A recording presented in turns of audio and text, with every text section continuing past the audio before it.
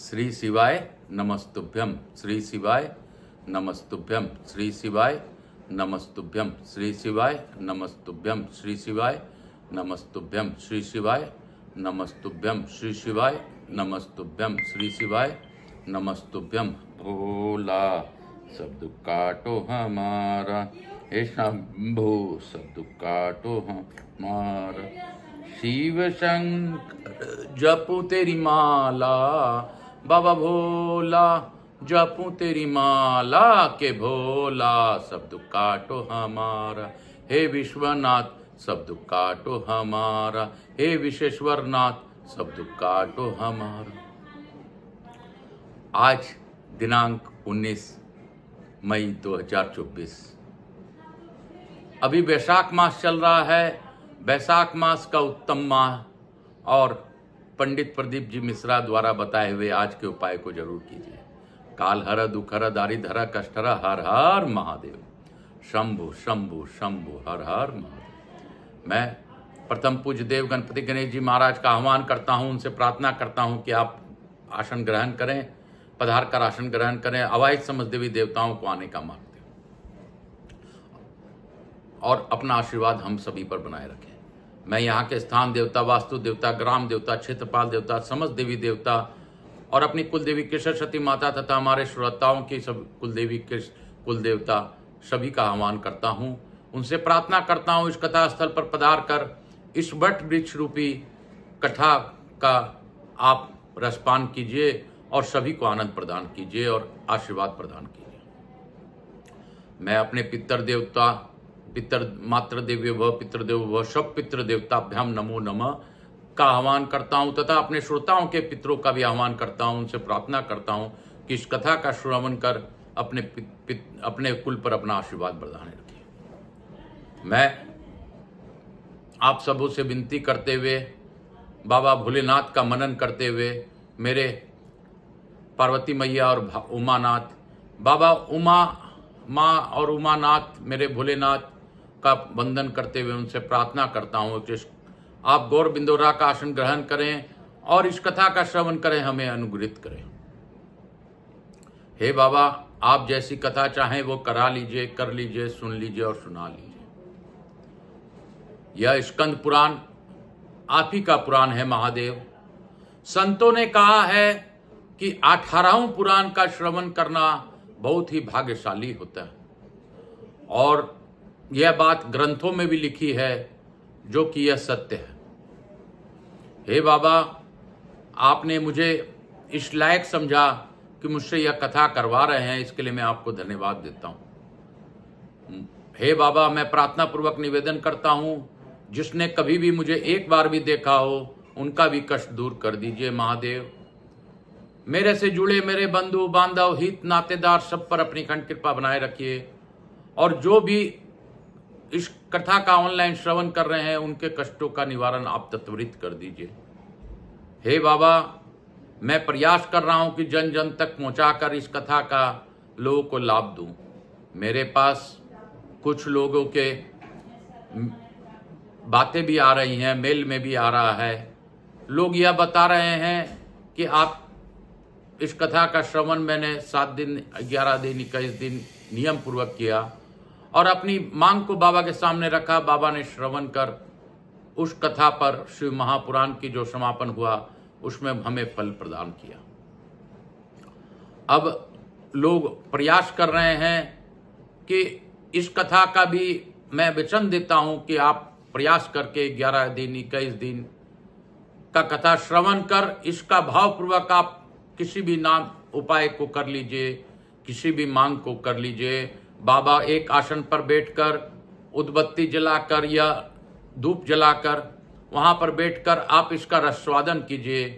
अगर संभव हो तो एक दीपक जलाकर, घृत दीपक जलाकर इस कथा का श्रवण कर लीजिए। आप अपने आप को इस कथा स्थल पर ही पाएंगे। ऐसी भावना रखकर मन में इस कथा का श्रवण कीजिए। मैं विश्वास दिलाता हूं आपके कष्ट कम होंगे। मेरे विश्वनाथ सभी का कल्याण करते हैं, इसमें हमें शंका नहीं रखनी चाहिए।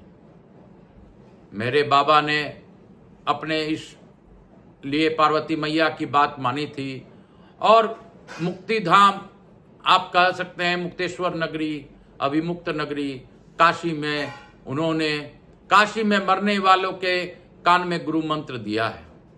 और गुरु मंत्र देने का प्रमाण है कि मणिकर्णिका घाट में जो जिसकी मृत्यु काशी में होती है, उसका आप जाके देख सकते हैं, उसके कान थोड़े मुड़ जाते हैं। तो यह सबूत मेरे बाबा भी देते हैं। मेरे बाबा अद्भुतपूर्व हैं और दयालु हैं, दया सिंधु हैं।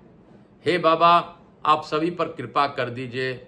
मैं आकाश कुमार राजगढ़िया, बंसल गोत्र पुनम, उमाशंकर नारायणी देवी कांता राजगढ़िया का पुत्र, सांवरिया बाबा, आचार्य संगीत कृष्ण जी महाराज, वृंदावन वाले मेरे गुरु, उनका वंदन करते हुए, पंडित प्रदीप जी मिश्रा का ध्यान करते हुए, पंडित प्रदीप जी मिश्रा को मैं जितना भी धन्यवाद दूं वह कम है, क्योंकि उन्हीं के मार्गदर्शन से मैं इस कथा पर आगे बढ़ सका। हे बाबा, विश्व का कल्याण कीजिए और इस कथा का सब्सक्राइबर आप ही बढ़वा लीजिए। मैं बहुत ही प्रयास कर रहा हूं महादेव, लेकिन सच यही कहते हैं, अच्छे कार्य के लिए किसी के पास वक्त नहीं है। एक क्लिक करना भी लोग दुश्वर समझते हैं। मैं बार बार निवेदन करने पर भी लोग वीडियो तो देखते हैं, लेकिन कथा का श्रवण नहीं करते। श्रवण करते हैं लेकिन उसको सब्सक्राइब नहीं करते। महादेव, आप ही कर लीजिए, करवा लीजिए, सुन लीजिए और सुना लीजिए। हर हर महादेव, शंभो शंभो। मैं आज आप लोगों को एक बात और बताना चाहूंगा कि विश्व में ऐसा कुछ नहीं है जो मेरे भोलेनाथ नहीं कर सकते हैं, लेकिन यह भी सत्य है, बाबा हमें अवसर प्रदान करते हैं कि आप कहां तक आगे जाते हैं, आप क्या करते हैं धर्म कार्य के लिए। यह जो ग्रंथ है यह सनातन रूपी मुख है, और सनातन के लिए आप क्या करते हैं। आप हिंदू हैं तो हिंदू सनातन का कार्य कीजिए।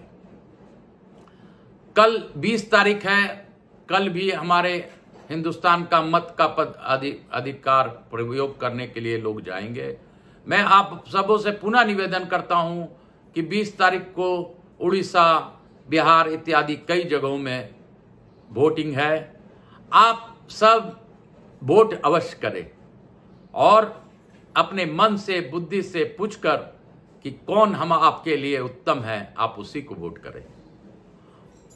हमें अगर अपना चुनाव गलत करेंगे तो इसका भोग हम ही को भोगना पड़ेगा, क्योंकि जिस प्रकार हम महादेव का चुनाव करते हैं, महादेव ही सबका जगत का रचयिता है और जगत के सभी दुखों को दूर करते हैं, उसी प्रकार हमारे नेता, हमारे प्रधानमंत्री भी हम लोगों के लिए ही कार्य करते हैं। अगर हम सही मत, सही व्यवहार, सही लोगों को चुनेंगे तो इसमें संशय नहीं है कि हमारे दुख कुछ हद तक कम होंगे। और चूंकि कम करना ही हमारा माध्यम है, तो अपना मत का अवश्य प्रयोग करें, वरना दूसरे लोग आपके नहीं जाने का फायदा उठाकर अपना मत, बहुमत बढ़ा देंगे और हम लोग घर में इस गर्मी को झेलने का अभाव खुद ही झेलेंगे और इसका नुकसान हमें 5 साल तक झेलना पड़ेगा।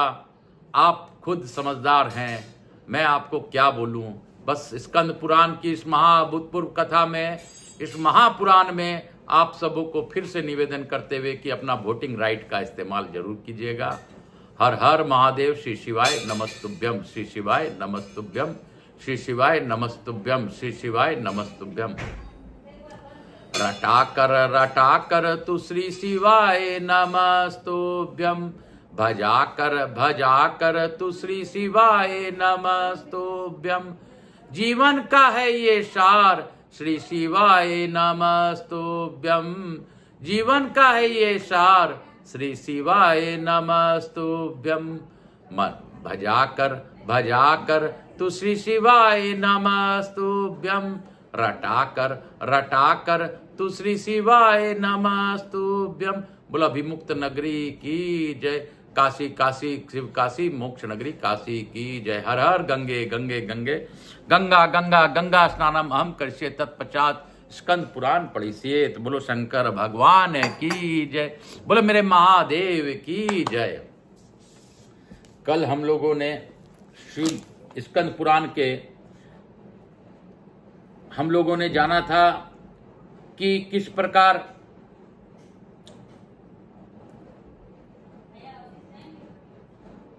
किस प्रकार भगवान सदाशिव महेश्वर का निरंतर चिंतन करते रहना चाहिए, किस प्रकार बलि ने भगवान भोलेनाथ को एक गलती से माला अर्पण की थी, बेलपत्र अर्पण की थी, उसका फल उनको इंद्रासन मिल गया। कितना अभूतपूर्व कथा थी। आज की कथा हम लोग आगे की ओर ले जाएंगे। और आज लोमस ऋषि क्या कहते हैं सुनिए। ऋषियों ने पूछा, महाभाग सूत जी, दक्ष कुमारी सती जब अपने पिता दक्ष के यज्ञ में अग्नि प्रवेश करके अंतर्ध्यान हो गई, तब पुनः कब और कहां प्रकट हुई, वे पुनः किस प्रकार उन्हें मिली। सूत जी बोले, ब्राह्मणों, दक्ष कुमारी सती देवी जब अपने पिता के यज्ञ में अंतर्ध्यान हो गई, तब अपने शक्ति से बिछड़े हुए भगवान महेश्वर उत्तम तपस्या में संलग्न हो गए।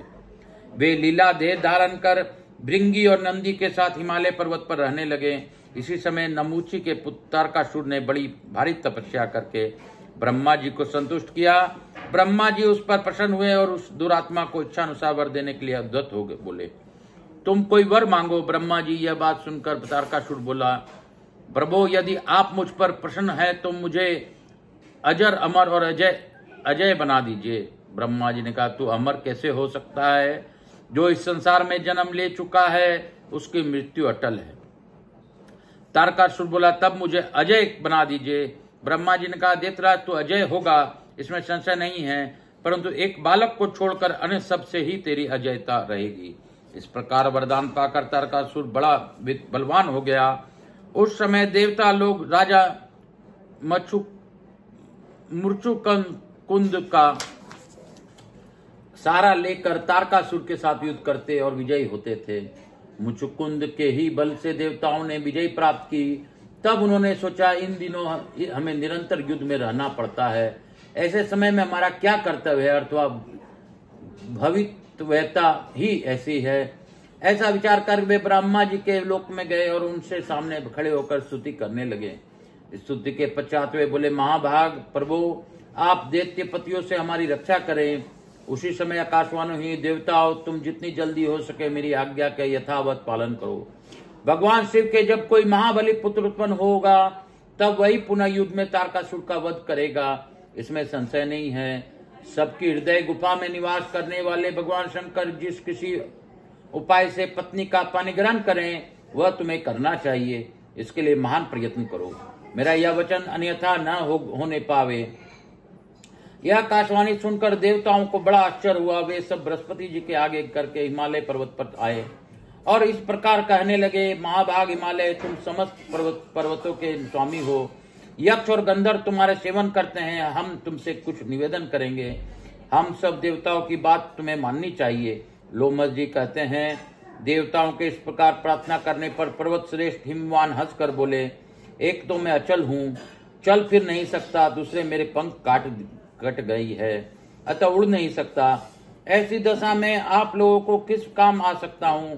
देवताओं, यदि तारकासुर के संहार में मेरी सहायता अवश्य है तो मैं पूछता हूँ, किस उपाय से आप लोग तारकासुर का वध करना चाहते हैं, वह सिद्ध बतलावें, क्योंकि वह कार्य तो मेरा ही है। तुम देवताओं ने आकाशवाणी द्वारा कही हुई सब बातें कह सुनाई। सुनकर हिमवान ने कहा, जब शिव जी के बुद्धिमान पुत्र द्वारा ही तारकासुर का वध होने वाला है, तब देवताओं के सब कार्य शुभ हो और आकाशवाणी की कही हुई यह बात सच निकले, इसके लिए आप लोगों को विशेष यत्न करना चाहिए। देवताओं बोले, गिरिराज, आप देवताओं का कार्य सिद्ध करने के उद्देश्य से भगवान शंकर के विवाह के लिए स्वयं ही एक कन्या उत्पन्न करें। तब हिमवान ने अपनी पत्नी से कहा, सुमुखी, तुम्हें एक श्रेष्ठ कन्या उत्पन्न करनी चाहिए। यह सुनकर मेना ने हंसते हुए कहा, महामते, मैंने आपकी बात सुन ली, परंतु कन्या स्त्रियों को शोक में डालने वाली होती है, अतः इस विषय में दीर्घ काल तक विचार करके आपको अपनी बुद्धि से ही जो हितकर प्रतीत हो वह बतावें। अपनी प्रियतमा मेना की यह बात सुनकर परम बुद्धिमान हिमवान ने परोपकार युक्त वचन कहा, देवी, जिस प्रकार से दूसरों के जीवन की रक्षा हो, परोपकार पुरुषों को वही करना चाहिए। इस प्रकार पति की प्रेरणा पाकर सौभाग्यवती रानी मैना ने बड़ी प्रसन्नता के साथ अपने गर्भ में कन्या का धारण किया। कुछ काल के अनंतर मैना के गर्भ से एक कन्या उत्पन्न हुई जो गिरिजा नाम से प्रसिद्ध हुई। सबके सुख देने वाली उस देवी के प्रकट होने पर देवताओं के नगाड़े बज उठे, अप्सराएं नृत्य करने लगी, गंधर्वराज गाने तथा सिद्ध उच्चारण स्तुति करने लगे। उस समय देवताओं ने फूलों की बड़ी भारी वर्षा की, संपूर्ण त्रिलोकी में प्रसन्नता छा गई। महासती गिरिजा का जब जन्म हुआ तो उस समय देवताओं के मन में भय समा गया और देवता महर्षि चारण तथा सिद्धगण बड़े आनंद को प्राप्त हुए। सती साध्वी गिरिजा हिमालय के घर में तीनों दिन बढ़ने लगी। वह कल्याणी कन्या जब 8 वर्ष की हो गई, उस समय महादेव जी हिमालय की कंदरा में बड़ी भारी तपस्या कर रहे थे। भगवान के वीरभद्र आदि सभी पार्षद उन्हें सब ओर से घेरे रहते थे। एक दिन परम बुद्धिमान हिमवान अपनी कन्या पार्वती के साथ लेकर तपस्या में लगे हुए महादेव जी के पास उनके चरणों के दर्शन करने के लिए गए। हिमवान ने देखा सबके स्वामी भगवान शिव तपस्या में लगे हुए हैं, उनके नेत्र बंद हैं, मस्तक पर जटाजूट शोभा पा रही है, जैसे चंद्रमा की कला विभूषित किए हुए वे वेदांत वेद परमात्मा शिव एक श्रेष्ठ आसन पर विराजमान है। दर्शन करके हिमवान ने भगवान के चरणों में मस्तक को झुकाया और मन ही मन अब बड़ी प्रसन्नता अनुभव किया। हिमाचल बड़े धैर्यवान और एवं उत्कृष्ट प्राणियों के आश्रय हैं। वाणी का रहस्य समझने वाले विद्वानों में उनका स्थान बहुत ऊंचा है। उन्होंने संपूर्ण विश्व का एकमात्र मंगल करने वाला भगवान शिव से इस प्रकार वार्तालाप किया। महादेव, मैं आपके प्रसाद से बड़ा सौभाग्यशाली हूँ। देवेश्वर, आप मुझे इस कन्या के साथ प्रतिदिन अपने दर्शन के लिए आने की आज्ञा दें। यह सुनकर देवादिदेव महेश्वर ने कहा, पर्वतराज, इस कुमारी कन्या को घर में छोड़कर ही आप प्रतिदिन मेरे दर्शन के लिए आ सकते हैं, अन्यथा मेरा दर्शन नहीं होगा। तब हिमाचल ने मस्तक झुकाकर पुनः महादेव जी से कहा, भगवान, क्या कारण है कि मुझे इस कन्या के साथ यहाँ नहीं आना चाहिए? भगवान शंकर ने हंसते हुए उत्तर दिया, यह कुमारी सुंदर कटी भाग से सुशोभित पतले अंगों वाली तथा मृदु वचन बोलने वाली है, अतः मैं तुम्हें बार बार मना करता हूँ कि इस कन्या को मेरे समीप न ले आना। भगवान शंकर का यह निष्ठुर वचन सुनकर गौरांगी पार्वती तपस्वी शिव से इस प्रकार बोली, शंभो, आप तप शक्ति से संपन्न हैं और बड़ी भारी तपस्या में लगे हुए हैं। आप जैसे महात्मा के मन में जो यह विचार उत्पन्न हुआ है वह केवल इसलिए कि यह तपस्या निर्विघ्न चलती रहे। परंतु मैं आपसे पूछती हूँ, आप कौन हैं और यह सूक्ष्म प्रभक्ति क्या है? भगवान, आप इस विषय पर भली भांति विचार करें। महादेव जी बोले, सुंदरी, मैं उत्तम तपस्या के द्वारा ही प्रकृति माया का नाश करता हूँ। प्रकृति से विलग रहकर अपने यथार्थ स्वरूप में स्थित होता हूँ, इसलिए सिद्ध पुरुषों के प्रतीक का संग्रह कदापि नहीं करना चाहिए। श्री पार्वती जी ने कहा, शंकर, आपने जिस उत्तम वाणी के द्वारा जो कुछ भी कहा है, क्या वह प्रकृति नहीं है? फिर आप प्रकृति से अतीत कैसे हैं? मेरी यह बात सुनकर आपको तत्व का यथार्थ निर्णय करना चाहिए। यह संपूर्ण जगत सदा प्रकृति से बंधा हुआ है। प्रभु, हमें वाणी द्वारा विवाद करने से क्या प्रयोजन? शंकर, आप जो सुनते हैं, यह खाते हैं और देखते हैं, यह सब प्रकृति का ही कार्य है। प्रकृति से परे होकर हम इस हिमालय पर्वत पर इस समय तपस्या किस लिए करते हैं? प्रकृति से आप मिले हुए हैं, क्या इस बात को नहीं जानते? यदि आप प्रकृति से परे हैं और आपकी यह बात सत्य है तो आपको अब मुझसे भय नहीं मानना चाहिए। महादेव जी बोले, साधु भाषणी पार्वती, तुम प्रतिदिन मेरी सेवा करो। अब वे प्रतिदिन पार्वती के साथ उनका दर्शन करने लगी। इस प्रकार भगवान शिव की उपासना करते हुए पुत्री और पिता का बहुत समय व्यतीत हो गया। तब पार्वती जी के लिए देवताओं के मन में बड़ी चिंता हुई। वे सोचने लगे, भगवान महेश्वर गिरिजा का पानी ग्रहण कैसे करेंगे? तब उन्होंने कामदेव का आह्वान किया। आह्वान करते ही इंद्र का कार्य सिद्ध करने वाली कामदेव अपनी पत्नी रति और सखा बसंत के साथ आया और देव सभा में देवराज के सम्मुख उपस्थित हो गर्व युक्त वचन बोलने लगा। सचिपते सिद्ध, आज्ञा दीजिए, आज मैं आपका कौन सा कार्य सिद्ध करूं? मेरा स्मरण मात्र करने से कितने ही तपस्वी अपनी मर्यादा से भ्रष्ट हो गए हैं। इंद्र, मेरे बल और पराक्रम को आप अच्छी तरह जानते हैं। शक्ति नंदन पराशर को भी मेरे पराक्रम का ज्ञान है। इसी प्रकार ये भृगु आदि बहुत से अन्य ऋषि मुनि भी मेरी तप शक्ति जानते हैं। महान बल पराक्रम के संपन्न क्रोध ही मेरा भाई है। हम दोनों ने संपूर्ण चराचर जगत में परास्त किया है। सबको हमने महासागर में डुबो दिया है। कामदेव के गर्वीले वचन सुनकर इंद्र ने उसकी पीठ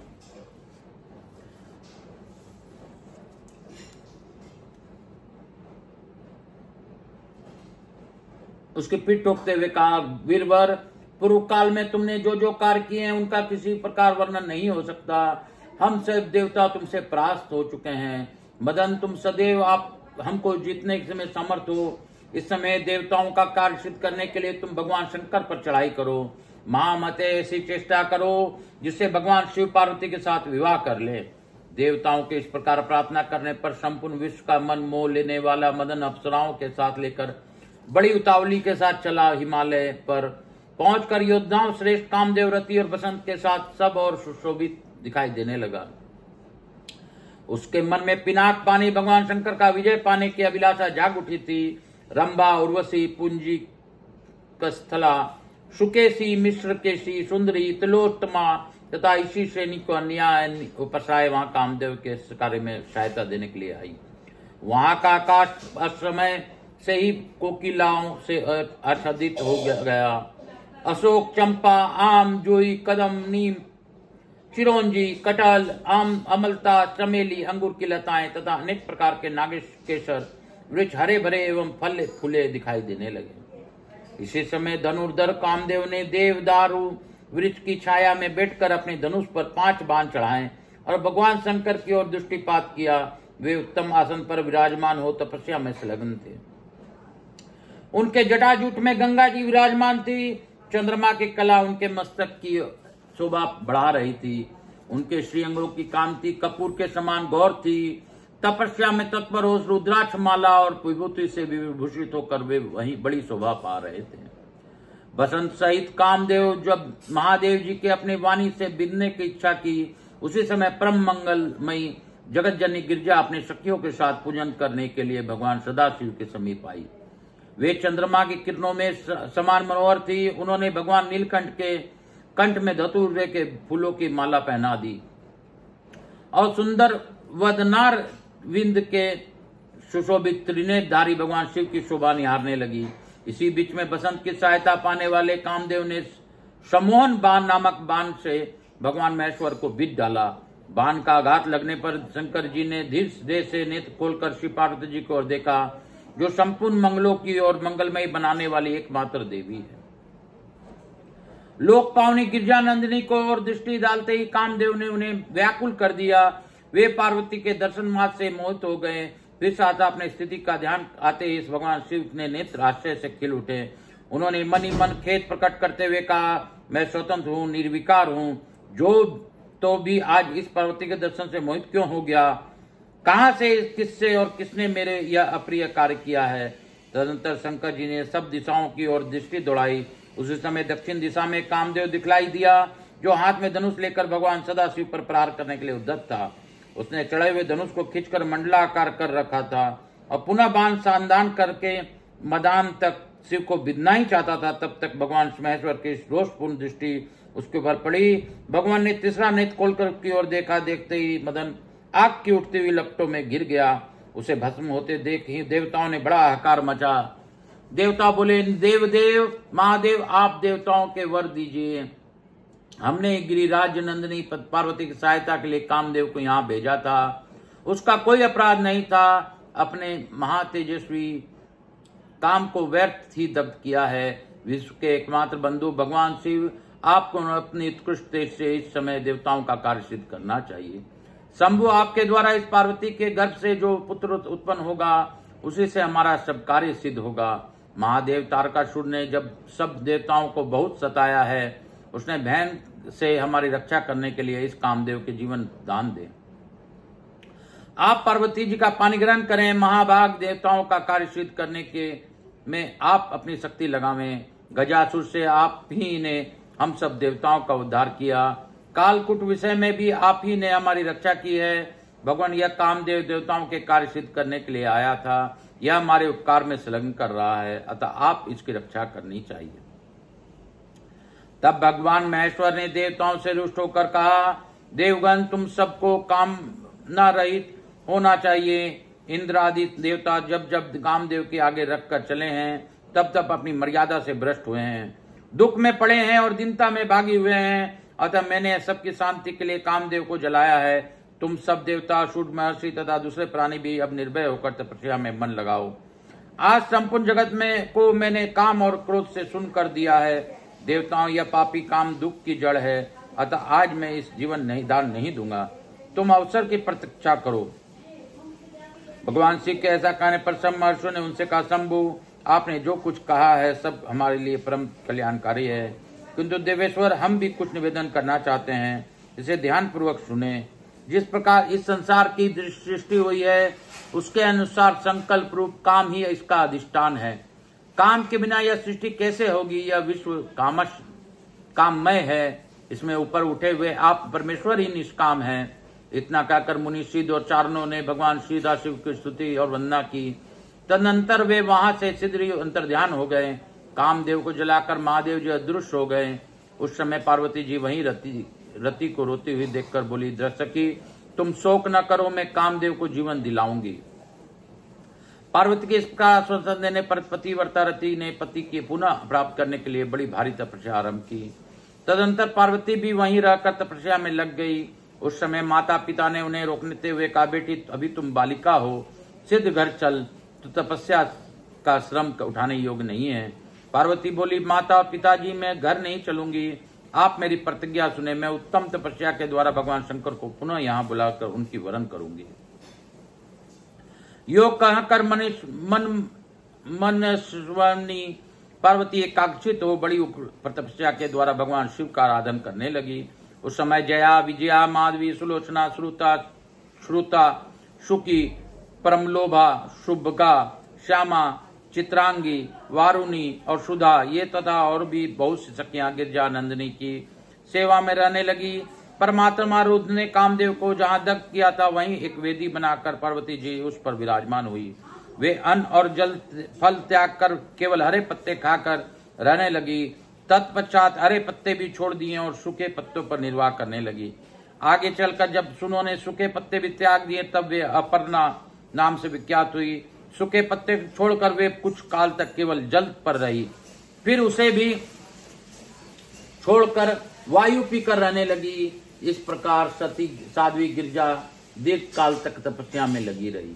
भगवान शंकर को प्रसन्नता के लिए मन में उत्तम निष्ठा रखकर पार्वती उग्र तपस्या द्वारा आराधन करती रही। पार्वती के उस महान तप से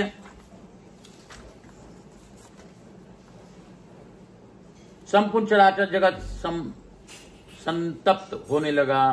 तब देवता और सुर सब मिलकर ब्रह्मा जी के शरण में आए। देवता बोले, भगवान, आपने इस संपूर्ण चराचर जगत सृष्टि की है, हम देवताओं की रक्षा करने योग्य आप ही हैं। देवताओं की यह बात सुनकर ब्रह्मा जी ने मन ही मन चिंतन किया। चिंतन से उन्हें ज्ञात हुआ कि पार्वती की तपस्या बड़ी अद्भुत दवाग्नि प्रकट हुई है। यह जानकर ब्रह्मा जी बड़ी सिद्धता से परम अद्भुत क्षीर सागर में तट पर आ गए। वहां जाकर उन्होंने अति शोभायमान शेष शैया पर सोए हुए भगवान विष्णु का दर्शन किया। ज्ञात्वा ब्रह्मा जगमाशु क्षीराबिदं परमा भूतम लक्ष्म्या पादोमपयंगुलम सेव्यमानम निरंतरम सेव्यमानम त्रिया कांताया त्रिष्ठा वृत्ता दयादि कुसुमोद कुमदाश्च सनकाश्च सन्नंदन जयन्तस्य जयतेष्णो जयसे चेव महाप्रभ पंचजन्यो महाशंखो गदा कौमोदिकी तथा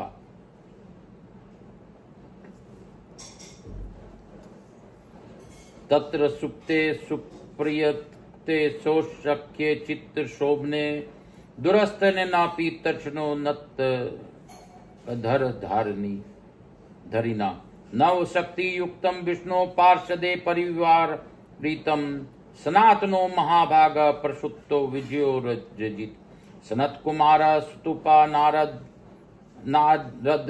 सचेव तुम्बुरु सुदर्शनम तथा चक्र शंख च परम अद्भुतम एतानि वे रूप निवीतम दुष्टानि परमेष्ठिना। भगवान विष्णु का दर्शन किया। लक्ष्मी देवी उनके दोनों चरण बिंदु का निरंतर सेवा कर रही थी।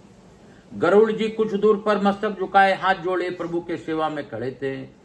श्रीकांत, दृष्टि, वृत्ति और दया आदि देवियां भी भगवान की सेवा में संलग्न थी।